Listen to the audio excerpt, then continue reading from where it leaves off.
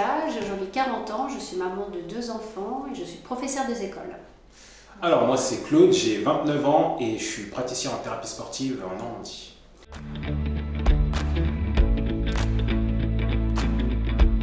Alors j'ai un cancer du sein diagnostiqué en mai 2021.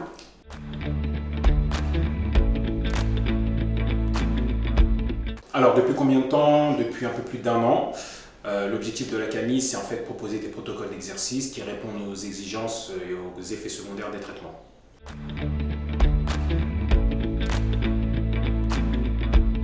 Aujourd'hui toujours en traitement pour encore un petit mois.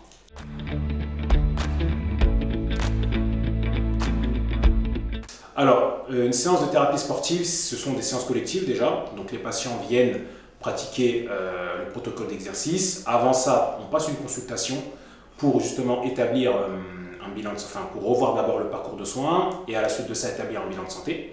Et une fois qu'on a établi le bilan de santé, on pose des objectifs thérapeutiques et on vient appliquer le protocole d'exercice qui sera construit par le praticien justement en question et réaliser les séances.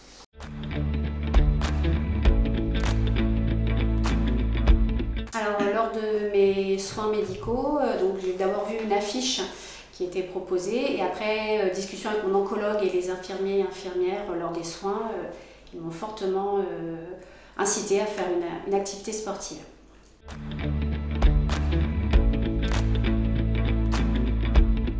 Déjà de manière différente parce que chaque patient arrive avec son parcours de soins, donc arrive avec une histoire différente.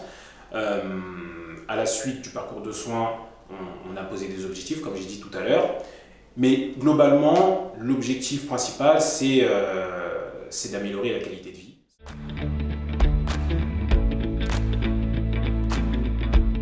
Alors j'ai commencé en septembre 2021 et je fais 1 à 2 séances la semaine en fonction des rendez-vous médicaux.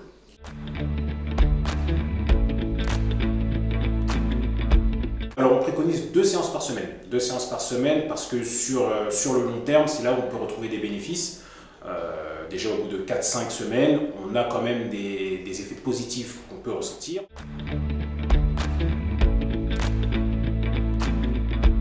Il y a déjà une amélioration de la qualité de vie et les bénéfices vont se ressentir au niveau du corps, donc un meilleur tonus musculaire, un renforcement musculaire, travailler la sangle abdominale. On va aussi s'occuper de toutes les pathologies annexes, c'est-à-dire les douleurs articulaires, les douleurs lombaires, donc les maux au niveau des genoux, des chevilles, etc. Donc on va retravailler tout ça. Mais le but premier d'abord, c'est de cibler toutes les conséquences des traitements. Donc c'est vraiment ça le but premier, c'est de pouvoir, grâce à l'activité physique et grâce au placement du corps, du travail du corps, de pouvoir améliorer la tolérance ou diminuer, on va dire, le côté négatif des traitements.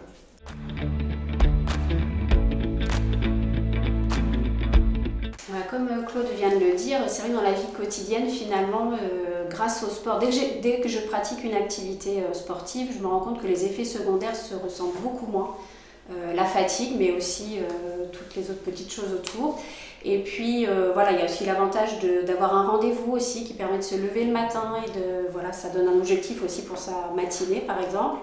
Et puis de rencontrer aussi d'autres personnes qui ont des parcours, on a tous des parcours différents, mais on est quand même tous confrontés à la même maladie, donc ça permet quand même d'échanger, se donner des bonnes astuces aussi de temps en temps.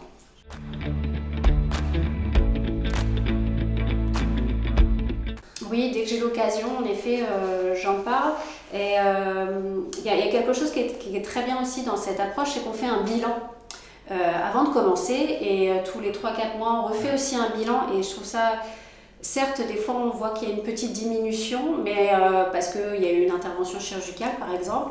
Mais derrière, on sait qu'on va travailler et on est réévalué un peu pour voir aussi les progrès, comment on évolue. Ça, je trouve ça très intéressant. Et puis après, c'est une chance aussi d'avoir ces soins de proposer et ça améliore vraiment la qualité de vie au quotidien.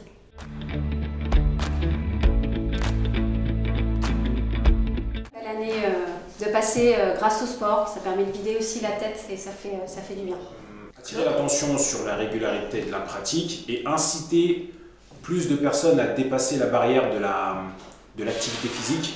Ne pas penser que l'activité physique, c'est souvent ce qu'on a dans les représentations, quelque chose de très difficile, où on finit essoufflé, etc. C'est pas que ça, c'est aussi un travail sur le corps, c'est aussi une amélioration de sa condition physique par du travail de souplesse, par du travail de renforcement musculaire qui est praticable par tout le monde.